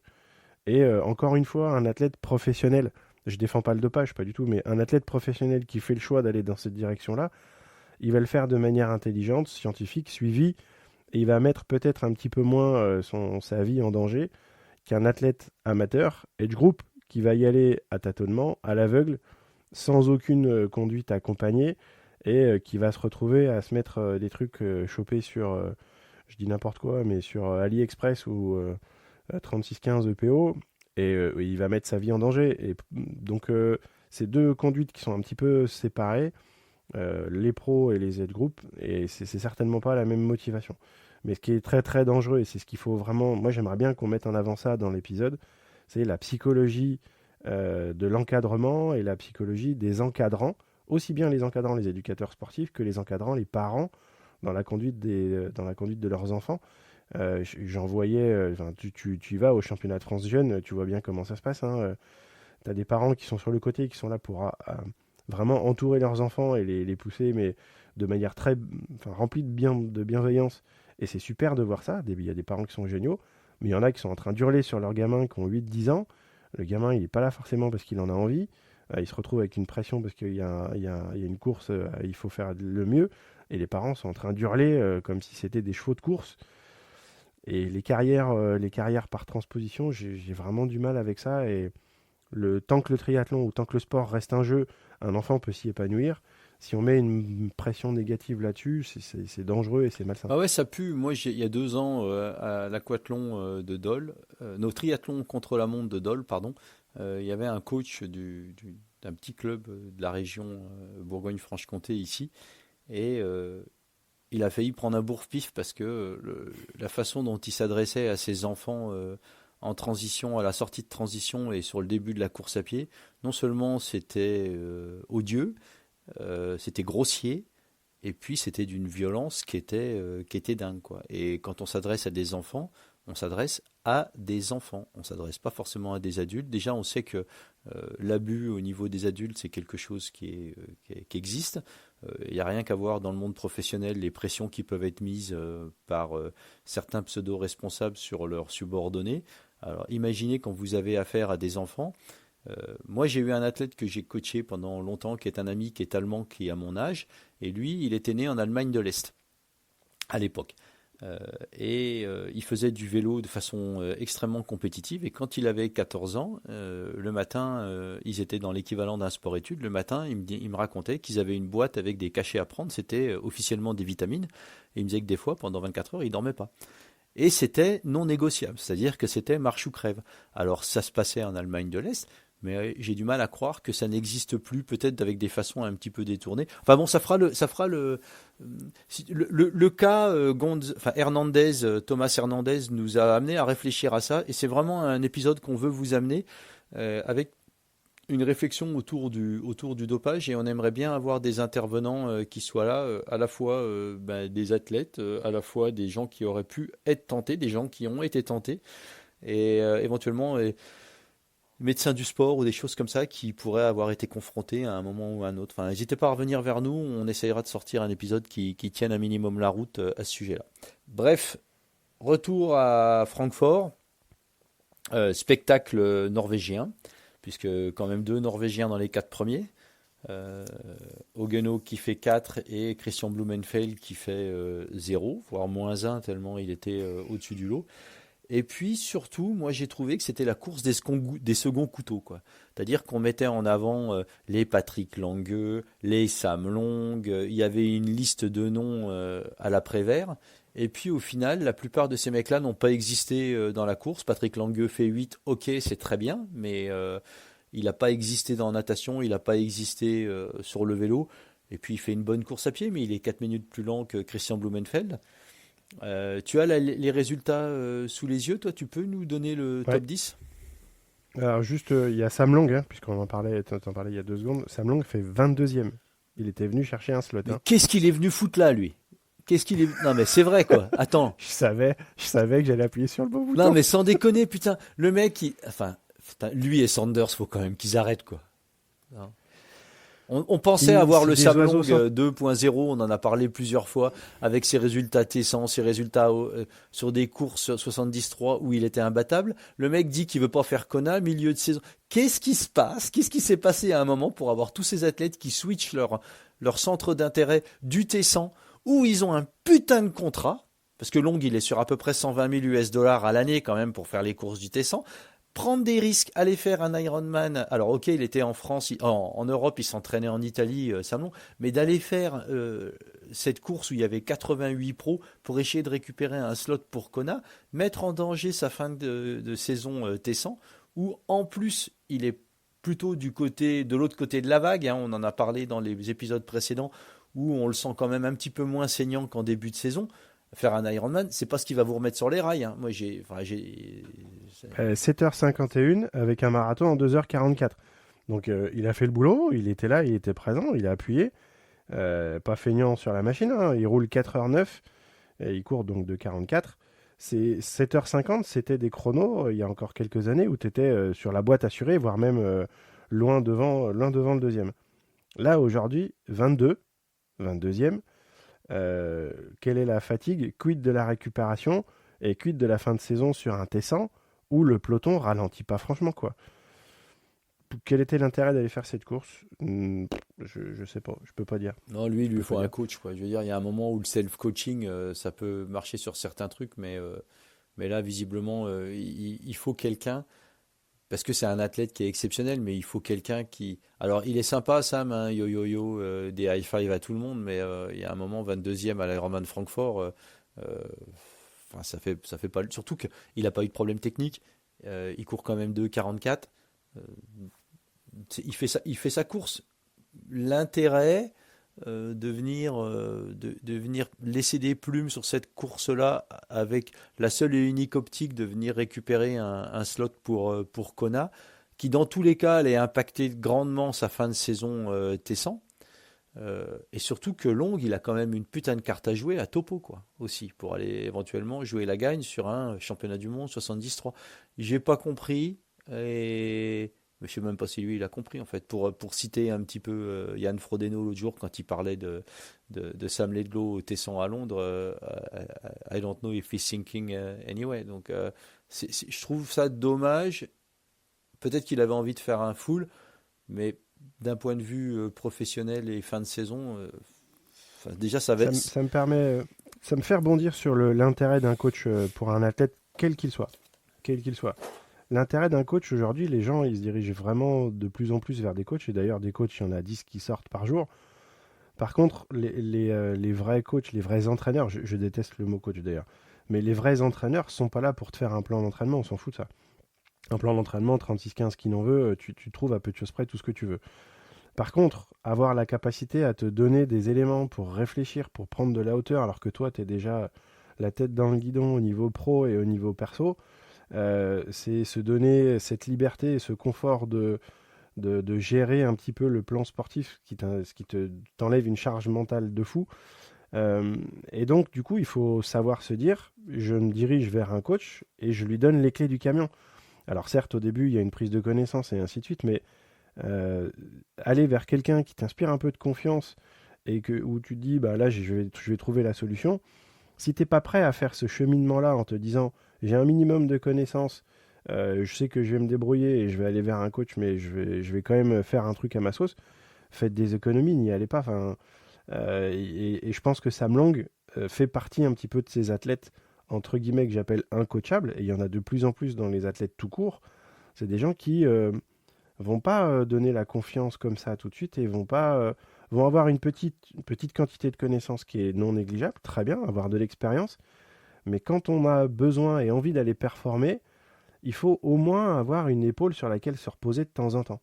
Et avoir une écoute extérieure où il y a pas d'implication familiale, il n'y a pas d'implication émotionnelle, c'est juste un peu de la rationalité, de la distance, et on analyse les choses à froid, même dans l'heure qui suit le truc. Et là, je pense que Sam, il n'a pas fait ça du tout, mais il veut un truc, il veut un coach, il veut des résultats tout de suite, il vire tout le monde, il se self-coach. Je fais du T100, je ferai jamais Kona, mais je peux pas laisser partir mon rêve, donc du coup, je vais à Francfort, je prends une tartine, je mets ma fin de saison en danger. Euh, Tu sais, il a besoin, mais il le sait pas, je pense. il me fait penser à certains athlètes, parce que toi, le coaching, c'est ton métier, et moi, j'ai un squad de coach, d'athlètes également. Il me fait penser à certains athlètes qui se pointent et qui veulent le beurre, l'argent du beurre, la crémière, et tout de suite. Et moi, souvent, en fait, moi, j'ai des athlètes, quand ils reçoivent leur première. La façon dont je bosse, moi, mes athlètes reçoivent leur programme 1 à 2 semaines à l'avance. Pour la simple et bonne raison, c'est que notre niveau de forme, de fatigue, nos contraintes professionnelles, personnelles, changent en permanence. Donc, les programmes sont en permanence adaptés au niveau de fatigue de l'athlète. Ça, c'est le premier truc. Le deuxième truc, c'est que il y a des athlètes que tu leur balances leur programme la première semaine, alors qu'ils aient des questions, c'est très bien. Et tu as des mecs qui veulent tout de suite tout casser. Ah non, parce que d'habitude, moi, je fais pas ça. J'ai ma sortie club qui était le jour. Je voudrais faire ci, je voudrais faire là. Et souvent, la réflexion, et ce que je leur dis, t'as déjà nagé en club, toi, avec un coach de natation? Les gars, ouais, ouais, ouais. Je dis, alors quand t'arrives, que le coach de natation, il a mis sur la planche la séance de 5005, le premier truc que t'arrives avant de sauter dans l'eau, c'est de leur dire, bah non, moi je vais pas nager 5005, mais je vais faire 4008. Les 200 papes, je vais pas les faire, je vais faire 400 dos parce que je préfère faire du dos. Et puis je vais mettre des palmes sur la séance. Donc, non, on fait pas comme ça. Euh, le but de l'entraînement, en règle générale, c'est pas de faire ce qu'on a envie, mais de faire dont vous avez besoin. Et quand on a la tête dans le guidon, c'est vachement compliqué de savoir que ce que l'on fait, et moi le premier, de savoir si ce que l'on fait, c'est vraiment ce dont on a besoin pour arriver à progresser. Parce que le coaching, c'est se diriger. Vous avez deux grandes philosophies dans le coaching. Vous avez soit vous dirigez quelqu'un qui veut être plus fit, dans un meilleur niveau de santé et améliorer ses performances en règle générale. Et vous avez le gars qui vous contacte, qui vous dit, moi je veux faire Embrun l'année prochaine, j'ai fait 14 heures cette année, je voudrais faire 12-30. Est-ce que c'est possible? Voilà, ça c'est les deux grosses catégories de personnes. Et vous avez des gars qui, quoi que vous leur donniez, hein, séance récup à 5 minutes au kilomètre facile, les mecs ils vont vous pondre autre chose, ou ils vont vouloir faire autre chose, ou ils vont pas faire 5 mais ils vont faire 15. Et par contre, vous avez d'autres mecs, comme moi, certains de mes athlètes, comme Julien Guienne, dont on a déjà parlé. Julien, il a 12 bornes, il fait 12 bornes. Quand il a 40 bornes à vélo, il n'en fait pas 70. Et c'est ces mecs-là qui ont, dans tous les cas, toujours les meilleurs résultats. Ça, vous pouvez prendre le problème dans tous les sens. Les mecs qui en font qu'à leur tête, alors on s'en fout à la fin de la journée, on prend le pognon. Mais d'un point de vue valorisante et satisfaction à la fois du côté athlète et du côté coach, il faut savoir arriver à s'abandonner. Et moi, quand je vais faire une séance de natation avec un coach de natation, je me garde bien d'ouvrir ma grande gueule. C'est-à-dire que je me mets dans la ligne d'eau qui correspond à mon niveau. Et si la séance c'est 4000, je fais 4000. Si la séance c'est 8000, tu fais 8000. Mais surtout, tu fermes ta gueule, quoi. Et tu vas pas commencer à la ramener et vouloir tout changer d'entrée de jeu. Et les nageurs qui nagent avec Philippe Lucas, je peux vous garantir une chose, c'est que quand ils arrivent sur le bord du bassin, ils ne commencent pas à vouloir changer la séance. Parce que là, c'est... Tiens, toi, tu vas nager avec les clés de 12. Voilà, toi tu vas nager là, et puis toi tu veux aller faire quoi à Rio? Tu veux conduire le bus? Ben voilà quoi, c'est... alors, il y a c'est du coaching à l'ancienne et c'est un petit peu dans l'extrême, mais moi qui ai été coaché pendant longtemps par Jürgen Zach, je peux vous dire que Jürgen, dans les séances, moi on est très copains, c'est un grand pote à moi, mais quand on faisait les séances, je me gardais bien d'ouvrir ma gueule, parce que quand il nous disait de faire quelque chose, quand on faisait les séances, on faisait les séances. Quand c'était Cam Brown qui était mon coach, ben on faisait les séances et on faisait les séances, parce qu'il n'y avait pas de secret. Et sauf que quand Jürgen me coachait, ben, je suis passé de 9h42 à 8h59 sur Ironman, et quand Cam Brown me coachait, j'ai gagné l'Ultraman Australie. Donc il n'y a pas de secret au final. Quand vous avez quelqu'un qui sait ce qu'il fait et qui vous dirige, il faut savoir à un moment un petit peu s'abandonner. Et je pense que Sam Long aujourd'hui, il a eu un début de saison en fanfare où il a surfé sur la vague d'euphorie, et il s'est retrouvé à passer un petit peu de l'autre côté, parce qu'il a quand même beaucoup couru, souvent, fréquemment, vite. Et il y a un moment où la fatigue vous rattrape. Et aujourd'hui, la fatigue l'a certainement rattrapé. Et j'en reviens un petit peu à ce que disait l'autre jour Joe Skipper, qui est aussi de l'autre côté de la vague depuis 1 an et demi et qui a du mal à revenir en forme, où il disait que sa première réflexion, pourtant c'est un athlète d'expérience, hein, Joe il a 36 ans, c'est un mec qui a écumé le circuit dans tous les sens, qui a eu des résultats exceptionnels, et il disait que dès l'instant où il n'avait plus les résultats qu'il espérait, son premier réflexe c'était d'en faire plus souvent, plus dur.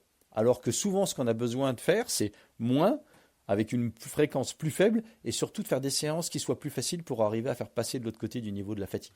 Et ça, c'est vraiment toujours compliqué, quoi.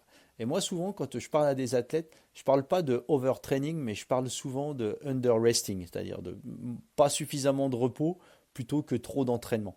Et c'est là que l'importance d'avoir un coach avec qui vous allez parler et de lui dire, ben, en ce moment, j'ai beaucoup de stress familial. Vous partez en vacances avec votre bonne femme en imaginant que vous allez passer des bonnes vacances et puis elle vous pète les burnes pour X raisons. Euh, c'est ça ouais, tu te fais la gueule. Mais non, mais voilà, c'est une situation. Vous avez des gars, par exemple, moi j'ai un athlète que je coach en ce moment, au niveau professionnel, il est emmerdé.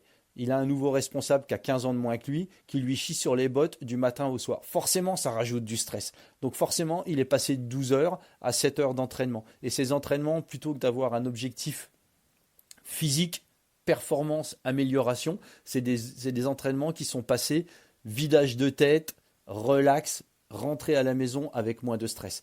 Et ça, c'est vachement important. Et ça, c'est pas vous qui pouvez facilement faire l'analyse là-dessus, c'est votre coach. Et surtout, d'en parler avec lui, de garder la boîte à discussion ouverte dans les deux sens. Et je pense que Sam Long, aujourd'hui, il a vraiment besoin de ça. Il a vraiment besoin de quelqu'un qui puisse lui dire, attends mon gars, là, tu vois, ça, c'est pas vraiment ce que tu as besoin.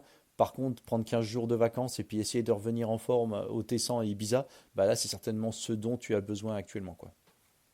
Et moi, je voulais revenir sur Sam Long et sur son tout début d'année, tout début de saison, donc pas début de saison, pas début d'année janvier, mais tout début de saison octobre l'année dernière. Je sais pas si tu te souviens, il s'était fait coacher pendant 3 mois. Il était passé sur une méthode, certainement qui s'était adressée à ce coach-là, parce que, le coach en question, il avait eu des résultats en termes de coach. Il a eu la championne du monde de Kona 2022. Et lui, en tant qu'athlète, il est quand même relativement performant, puisqu'il a eu le recordman, il est recordman à Kona, et il a fait un premier sub 8 pour un age group amateur de sa catégorie. Je sais plus où d'ailleurs, c'était en Floride ou je sais plus où. Floride l'année dernière, je crois, ouais, t'as raison. Ouais, Ouais, c'est c'est ça, ça, hein. ouais. Dans Dan des Plouz. conditions particulières. Dan Plouz, donc c'est quand même un coach renommé, mais il a une usine avec pas mal de blessés dedans. Mm. Mais il va vers ce gars-là et il lui dit, j'ai envie de suivre ta méthode, donc allons-y. Et il le vire au bout de 3 mois. Je peux vous assurer que si vous faites un avant-après, physiquement, Sam Long, il a été métamorphosé, ne serait-ce qu'en 3 mois. Et pourtant, dès le début, il a remis en cause tout ce qu'il lui donnait faire, parce que pour lui, aller faire 4 heures de vélo à 110 pulses, pour lui, c'était une perte de temps. Mais donc, ça montre bien à quel point un entraîneur qui sait ce qu'il fait, il doit avoir les clés du camion. Je suis désolé, tu fais un sport d'endurance, de vitesse. Avant de travailler ta vitesse, commence par travailler ton endurance. Faire un half, je dis pas que c'est en moins de 4 heures, je dis pas que c'est ou en 3h35, je dis pas que c'est donné à tout le monde. Mais par contre, quand tu veux voyager entre toutes les distances, que tu veux ménager ta monture et que tu veux être ultra performant sur une distance, ne fais pas les choses parce que toi, tu as envie qu'elles soient comme ça. C'est écoute le sachant, donne les clés du camion et continue. Et je pense que le fait que ça ait duré si peu de temps, ça a dû lui donner une grosse base quand même à Aérobie. À mon avis, il a dû en profiter énormément sur son début de saison. Ça lui a permis de franchir un palier. Mais par contre, il a dû faire de la sauce Sam Long après. Et je pense qu'en termes d'entraînement, il a vu les résultats, il s'est dit ce que j'ai fait et ce que j'ai moi mis en place au dernier moment, ça a bien marché, je vais continuer comme ça. Il a oublié de récupérer parce que quand tu enchaînes et que tu embroches les victoires bah, ou les deuxièmes places et les belles courses, tu continues comme ça, tu te dis que tu n'as pas besoin de récupérer. Et si à mon avis il continue à faire un peu ça, je ne vois pas sa fin de saison d'une belle manière. Non, non. Et puis c'est vraiment un problème qui est très masculin parce que quand on en parlait avec Belinda Granger un coup, elle avait été coachée par Brett Sutton et Brett Sutton a toujours eu un succès phénoménal avec les femmes et très peu avec les hommes. Et quand elle en parlait un coup avec Brett, son analyse c'était que les femmes avaient plus facilement la capacité à s'abandonner à un coach, à s'abandonner psychologiquement, c'est-à-dire de dire oui, ok, ce que le coach me propose, c'est ce dont j'ai besoin et c'est ce que je vais faire que des mecs, t'en as qui sont en permanence dans le conflit, dans la confrontation, en essayant de trouver euh, une solution pour que ce soit meilleur, plus efficace, etc. Et je pense qu'à un moment, comme on dit un KISS en anglais, un keep it stupid simple, c'est souvent ce qui marche le mieux. Et on se rend compte que quand on retourne aux bases, laisser le capteur de puissance à la maison et faire du zone 2, zone 1, zone 2 en vélo et en course à pied, ben c'est souvent là qu'on a les bons résultats. Moi, cette année, par exemple, j'ai fait mon meilleur temps et quand je gagne les championnats de France de sprint à, à Gravelines, je suis certainement sur mon volume course à pied le plus faible ces 10 dernières années, avec le nombre de séances d'intensité le plus faible que j'ai fait sur ces 10 dernières années. Et c'est moi qui dois faire le meilleur temps, 18-16 ou quelque chose sur la course à pied, et je pars 4 et c'est ce qui me permet de poser en tête. Simplement parce que d'un point de vue professionnel, aujourd'hui j'ai que 40 minutes pour m'entraîner par jour, et ce que je pouvais faire correspondait plutôt pas mal à la course que j'avais au planning, quoi. Et souvent le mieux, et le plus, c'est l'esprit de vouloir faire plus, de vouloir en rajouter. C'est souvent un vrai problème chez les groupes d'âge et même chez les professionnels. Et je pense que Sam Long, il est complètement dans ce truc-là. Aujourd'hui, il passe complètement à côté de sa course. Il n'a pas le niveau sur Ironman, et grand bien lui fasse de ne pas aller à Kona parce qu'il se serait fait déglinguer là-bas, quoi. C'est ça. Et donc, du coup, quid de sa fin de saison? Quid du Tessin? Est-ce qu'il va arriver jusqu'au bout du circuit en maintenant sa position de leader potentiel, voire de vainqueur potentiel? Je suis pas sûr. Pas sûr du tout. Et je pense que c'est une décision qui était peut-être à la yo-yo-yo un peu impulsive. Et je pense que ça, c'est un mauvais calcul. Et puis souvent, quand on est un peu dans le trou ou dans l'ornière, le premier réflexe qu'on a, et moi je suis passé par là, c'était de se dire, tiens, je vais aller faire cette course-là, ça va passer. Allez, ça va passer sur le truc, ou d'essayer d'en rajouter. Moi, je me suis inscrit une année à Embrun alors que j'étais en bout de course physique, en me disant, bah, ça va bien aller, quoi. Bah, non, c'est pas comme ça que ça marche, quoi. À la Jean-Claudius. Oublie que t'as aucune Exactement. chance. Vas-y, fonce. Vas-y, fonce. Avec sur un malentendu, ça peut passer, quoi. Tu nous lis les résultats, là? Yes. Alors, donc du coup, on a Christian Blumenfeld en 1, 2h32-29 au marathon. Notre ami Kirian Lindars, pardon, 2h37, un jeune Anglais qui a une petite saison difficile l'année dernière. Extrêmement émotionnel à l'arrivée à l'interview, et ça fait vraiment plaisir. Le gars, il fait une super course, hein. Il a été, enfin vraiment chapeau. Et puis encore une fois, un gars simple, un bosseur, quoi. Et résultat des courses, ben il fait 2 sur la plus grosse course européenne de la saison. Bravo. 2h37 au marathon, il a fait le job. 7h32 sur Ironman, c'est une ligne sur une carte de visite incroyable. Notre ami Greg Barnaby qui fait 3, donc qui complète le podium. 2h38 au marathon, 7h33. C'est des chronos enfin, on est troisième, 7h33, tu fais troisième d'une course. Enfin, Surtout que si tu ramènes à 180 bornes, les mecs ils sont en dessous de 7,30, hein. oui, c'est ça. C'est que ça fait pas 180, ça fait un peu plus.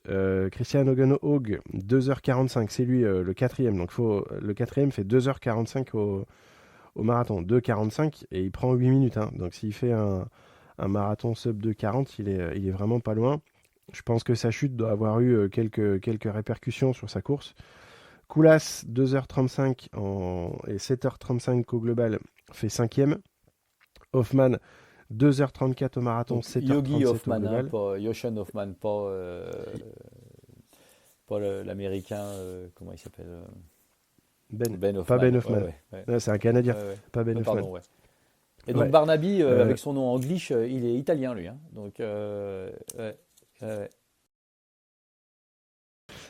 Stepniak, 2h41 au marathon, 7h38 au global. Patrick Lang, donc le 8e, 2h36 au marathon, 7h39 au global. Je n'ai pas le 9 en tête. Grosse fraise. Grosse fraise. Non, Ouais, c'est pas bien non, de c'est faire pas ça. ça. Je, Non, je pouvais pas la on louper. se moque pas. 2h44 au marathon, 7h39. Et Gooch, je sais pas si on la prononce à la française ou à l'anglaise, à l'allemande. 2h39 et 7h42.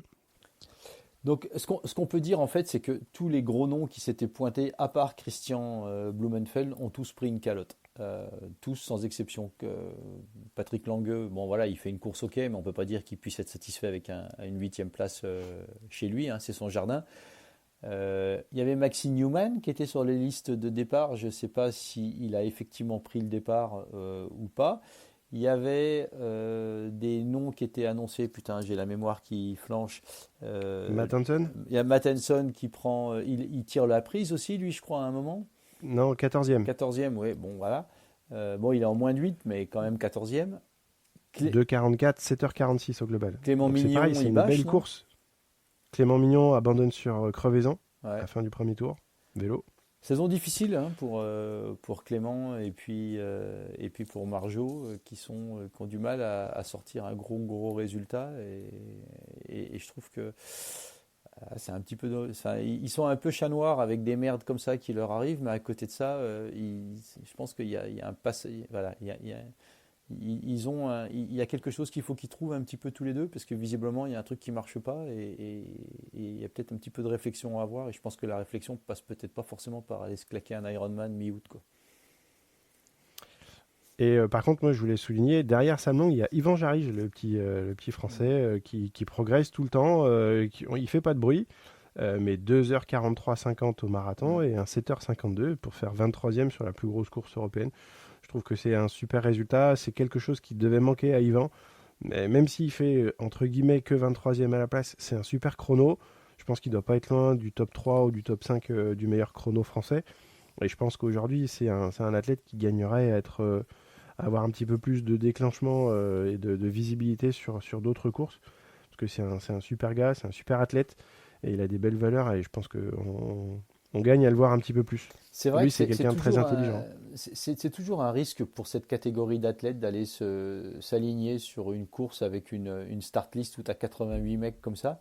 Parce que malgré le fait qu'ils fassent une course, une superbe course, avec un super chrono, un marathon en 2,41 qui est légitime en plus à Francfort, euh, 23e, c'est une place qui est anodine. Pourtant, ça dénote d'une progression vraiment importante et, euh, et ça permet de se confronter vraiment au top niveau mondial parce que la start list qu'on avait, c'était quasiment de l'ordre de ce qu'on peut retrouver aujourd'hui je crois qu'ils avaient un SOC, un strength of field qui était proche de 90, qui est un tout petit peu un cran en dessous de ce qu'on peut avoir sur Kona.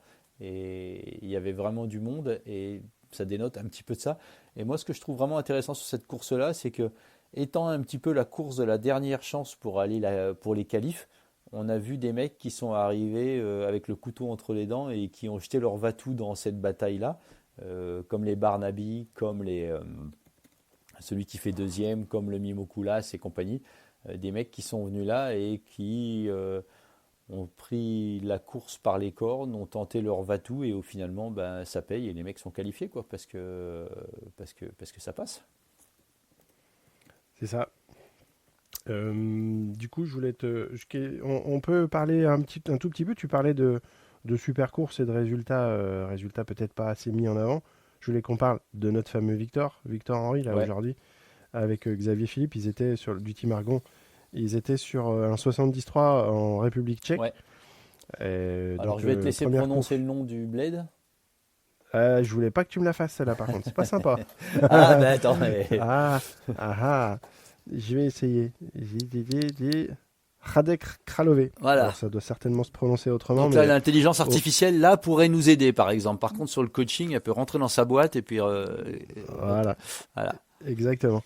Victor, il fait 12e pro avec un temps 3h54. Ah, c'est quand même. Enfin, c'est pas, quand on commence à casser les 4 heures sur des alphes, c'est plutôt costaud. Il fait 2h01 en vélo. 2h01 en vélo. Ouh. On sait que c'est quand même un petit peu son point le moins fort. Il sort 18e de l'eau en 25,03. Il fait le 11e temps en vélo et il fait le 13e temps course à pied, 1h23. Je pense qu'il était venu pour aller un tout petit peu plus vite, mais on a hâte d'avoir son retour.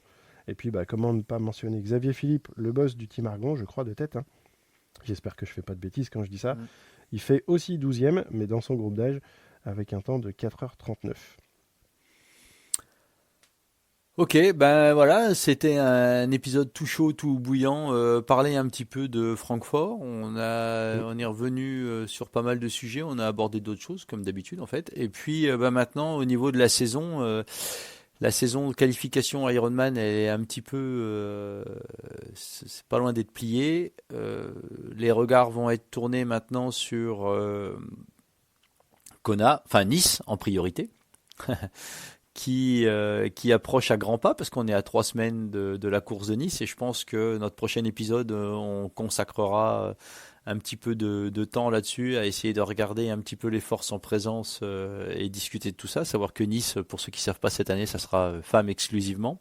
chez les pros du moins. Et t'as prévu d'y aller toi à Nice ou non? Je suis en train de regarder si ça passe dans le calendrier. Je suis pas sûr d'y aller à 100%. Moi Donc je vais faire. je bosse, moi ça me fait chier, putain. Ouais, Ouais, c'est c'est la semaine d'avant. Je suis sur hier. Descendre 2 fois dans le sud d'affilée, c'est un petit peu compliqué. J'aimerais bien, tout simplement pour la simple et bonne raison que je l'ai vécu sur Embrun et du coup c'était magique. Bah, ma pépette qui a 5 ans et demi, qui suit les courses, elle voit les super athlètes hommes qui sont devant et elle voit les super athlètes femmes qui courent très très vite, qui font des super résultats. Et à Kona, je vais pas pouvoir lui montrer des super athlètes, eux, parce que du coup il y aura que des hommes. Et je suis triste de ça, mais comment à un moment donné on a pu décider ça pour soi-disant mettre en avant la course femme, c'est juste. Je sais hein, que les femmes avaient besoin d'être mises en avant, mais je pense qu'il y avait un autre moyen que d'envoyer les uns à Nice et les autres à Kona, et du coup de casser un petit peu le rêve de tout le monde. Je pense aux familles, je pense aux gens qui le font en duo, parce qu'il y en avait certainement aussi quelques-uns qui avaient la possibilité de se qualifier à deux. Et là, du coup, il y en a un qui va aller à Nice, l'autre qui va aller à Kona. Je suis pas sûr que ça soit une solution si gagnant-gagnant que ça. non, non, c'est perdant-perdant à ce niveau-là. Moi, je trouve que c'est une aberration. Et puis, tu vois, tout à l'heure, je regardais la retransmission de Francfort. Et bah, quand t'as pas les femmes qui courent, c'est pas pareil, quoi. Et le triathlon, c'est un sport d'équité. C'est un sport où il y a eu depuis toujours une équité homme-femme sur les distances, sur tout ça, hein. Faut pas oublier qu'on a le Tour de France Femmes qui est d'ailleurs passé à côté de chez moi hier. Et ma femme a été voir et elle était enchantée de voir nos petits villages de paysans jurassiens qui étaient là à bottes de caoutchouc sur le bord de la route pour voir la course femme. Et moi, un truc qui m'a fait chaud au cœur, c'est que la veille de l'étape qui passait par le bled à côté de chez moi, Château-des-Prés, donc là, on est vraiment dans la ruralité, hein, les gars. Attention, si vous connaissez pas Château-des-Prés, c'est pas grave, hein, on vous en veut pas. Eh ben, le soir de la course, il y avait des camping-cars qui dormaient sur le bord de la route. Alors certes, moins que pour le Tour homme, mais il y avait quand même des gens qui étaient là, qui suivaient la course femme. Et moi, je trouve que c'est bien, je trouve que c'est beau, et je pense qu'on a besoin de plus de ça. En plus, on a un beau spectacle. En plus, la montée de l'Alpe d'Huez, c'est en ce moment pour la dernière étape femme. Et ce qu'il faut savoir, c'est que la femme qui va gagner l'étape aujourd'hui à l'Alpe d'Huez aura le virage numéro 8 qui sera nommé en son nom. Donc c'est quand même un beau geste de l'organisation. Bravo à l'équipe du Tour de France, à Christian Prudhomme et compagnie. Bravo à Zwift qui supporte cette course-là. Et c'est une des raisons pour laquelle moi j'ai pas coupé mon abonnement Zwift sur la période estivale, même si je ne l'utilise pas. Parce que supporter la pratique féminine, eh ben, je pense que mes 15 balles par mois, ça mérite largement le support de la pratique féminine. Et j'encourage tout le monde qui peut se le permettre à le faire. Et... et voilà quoi, c'est vraiment des choses qui sont importantes et qui sont pour moi importantes de souligner quoi. Et je sais plus de quoi on parlait, mais bon, ouais, on parlait de Nice. Donc ouais, Nice, il y a mieux à faire. Mais bon, ça, on aura l'occasion d'en rediscuter. Moi, je suis en train de regarder mes vols pour Kona, donc j'y passerai sûrement 15 jours. J'ai pas d'hébergement encore, donc je ferai du camping sur la plage où je vais squatter. C'est pas grave, je vais Ouais, squatter. on va y arriver, va. Je vais On va y appeler arriver. Yann. Je vais appeler Yann et puis je vais lui demander s'il a pas un canapé qui Bien, est on prend dispo. un Airbnb à deux. Oh putain, t'as ton hébergement déjà toi? Oui, donc je suis avec Adrien, un athlète que je coach qui s'est qualifié aussi en remportant sa KT à Vichy l'année dernière et on y va en famille. On est à 8. Il faut que je regarde s'il y a un canapé ou quoi, mais Non, mais je vais ça trouver, va, ça risque d'être bruyant. t'inquiète. Ça risque d'être bruyant. Donc, Ouais. ouais, moi, donc j'y vais là-bas pas pour la course, hein, parce que voilà, non, cette année, je vais pas pour la course. Donc, je vais sans vélo, j'y vais sans rien, et donc voilà. Ben écoute, encore un bel épisode de Bandit. Voilà, Ouais, comme d'habitude, on a un peu nickel. craché sur des organisations, on a dit des gros mots et tout ça, et ouais, je trouve que c'est cool. Ouais. Et les Et prochains seront pas beaucoup mieux, hein, non, non, non, non, non, parce qu'il non, y a non. du lourd qui arrive là. Il Ouais, y a du ouais, lourd. là, non, ça va être du gros bandit là. Puis en plus, on sait pas ce qui peut nous arriver. Il peut y avoir une annonce qui soit faite. Enfin bon, la bonne nouvelle, c'est que Christian Blumenfeld est qualifié, Gustav Iden est qualifié, Sam Laidlaw est qualifié, et rien que pour ça, ça vaut largement un billet d'avion pour aller jusqu'à Kona, parce que je pense que ça va être la fiesta. Ça va être la grosse fiesta et je pense qu'il y en a quelques-uns qui ont pris mal à la tête aujourd'hui parce que tout le monde s'est dit il était sur le court, bah, sur le long ça va pas marcher. Bah, apparemment, la préparation sur le cours pour aller faire du long, ça marche bien. En tout cas, quand on est norvégien, ça marche plutôt pas mal. Moi, je pense surtout qu'ils ont bien noyé l'affaire. Et je pense que ça fait déjà quelques mois qu'ils savaient qu'ils n'allaient pas être compétitifs aux Jeux Olympiques. Sur les jeux. Ça fait Mm. 2 mois que Christian Blumenfeld il avait annoncé qu'il lui manquait 1 minute en course à pied pour être compétitif. Hein. Il finit à 57 secondes. Donc les gars, ils savaient exactement où ils en étaient. Et je peux mettre ma main à couper que ça fait déjà quelques semaines que les gars, ils ont dû poncer un petit peu le vélo de chrono parce que et puis faire des séances un petit peu plus spécifiques et parce qu'on sort pas à 7h27 sans avoir fait une sortie longue sur un vélo de chrono. Donc Je pense que sa prépa court, elle a vraiment payé sur la course à pied. ah ouais Parce ouais. que du coup, c'était sur sa vitesse. Et donc, la vitesse sur le marathon, pour courir à 2,30, on en a besoin. Par contre, c'est arriver à switcher au niveau énergétique. Et je pense que d'ailleurs, son système digestif, il n'a pas aimé. Mm. Arriver à rouler 4h03 en position aéro, même si sa position, elle est quand même pas la plus esthétique du peloton. Hein. Mais à rouler 4h03 et à courir 2h30, bah voilà, nager 3008, ça, c'est pas le souci. Par contre, rouler 4h03, rouler 2h30 et courir 2h32, ça se fait pas comme ça. Ils savent faire maintenant. Tu parles de la position, tu sais que d'ailleurs que c'est la particularité du Cadex, hein, c'est que l'idée générale derrière le design atypique de ce vélo, c'est de pouvoir offrir une position qui soit extrêmement confortable sur le long terme avec des athlètes qui sont peu pliés au niveau de la ceinture abdominale. Et ça a été le premier vélo qui a eu un design qui a été fait avec en tête la nouvelle position aérodynamique de tous, donc avec les bras relativement allongés devant, un avant qui soit assez haut, et puis le cadre qui permette un cadre massif qui permette de créer une dépression derrière. Entre le bonhomme et puis c'est surtout un vélo qui a été le design a été fait en particulier principalement pour un gars bâti comme Christian Blumenfeld quoi.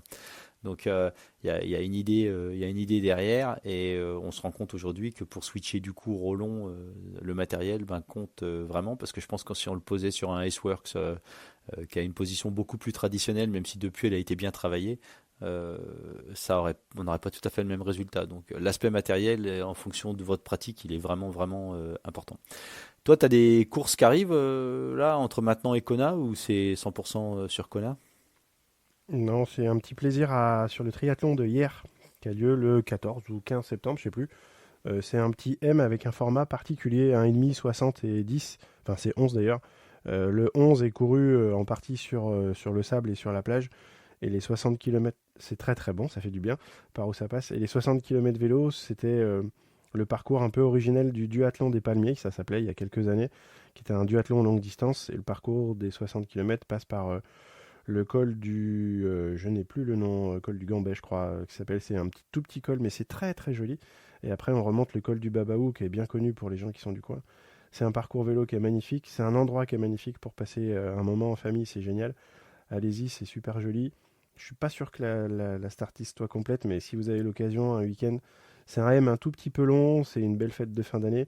Et puis, j'aurais bien voulu aller faire le Natureman, j'aurais pas pu, en pensant à Eric Amateis et à toute l'équipe d'organisation, mais c'est une belle épreuve aussi. C'est les deux épreuves sur lesquelles j'aurais bien voulu me rendre cette année.